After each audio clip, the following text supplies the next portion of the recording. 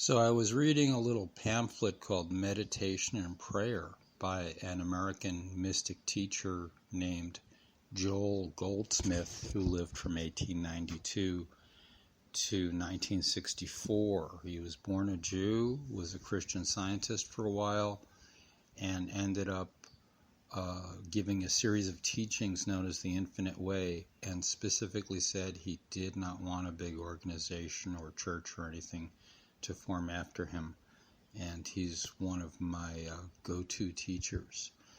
And anyway, I was reading this little pamphlet called Meditation and Prayer, and I thought, how do I define meditation? And I had to really think about it, because I went, well, I tend to think of the techniques I use, but what do I really think meditation is?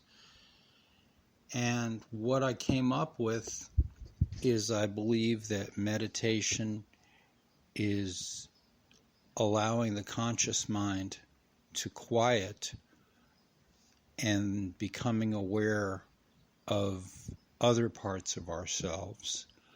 And the analogy I've used in the past is that the mind is like a chainsaw and the spirit is like a little bird singing in the distance, and as long as the chainsaw is going, you're not going to hear the little bird. And certainly a chainsaw is a wonderful tool when it's appropriate to use it, but you don't want to have it going all the time. So anyway, that was my definition, was basically coming back to a Bible verse that says, "Be still and know I am God." If you get quiet, there are parts of yourself that you can become aware of.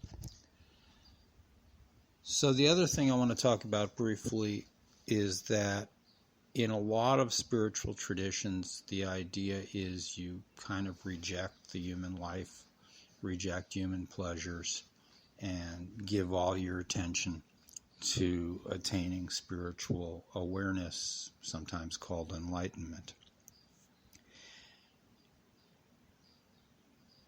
And I personally did follow that for many years, although people who know me wouldn't say that. But inside, it was kind of what I believed was the way to go. And ultimately, I don't anymore.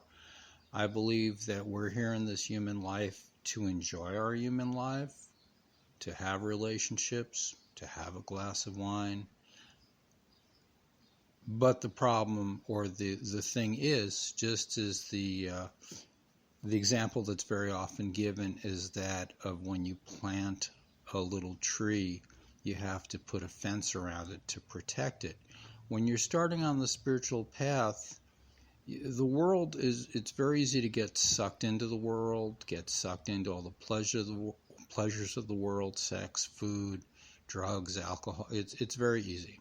Or even just the drama of the world. And so I believe that for a lot of people, so this comes back to, you have to know who you are. For a lot of people, it is appropriate to sort of withdraw from the world and do their practices and not get sucked in, because they still could easily get sucked in. But then it seems that at a certain point, you go back into the world. And so I believe the phrase is in the world, but not of it. And so a lot of it just comes back to knowing who you are and being honest with yourself, not having the ego to say, oh, I'm a very advanced spiritual person. I can just go in the world and eat, drink, and be merry, and everything will be fine. Well, for a lot of people, no.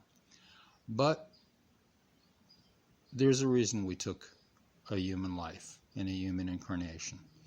And human relationships and human pleasures and human activities, we came here to do that and to remember our true nature. Okay, so that's the thoughts for today: meditation and life.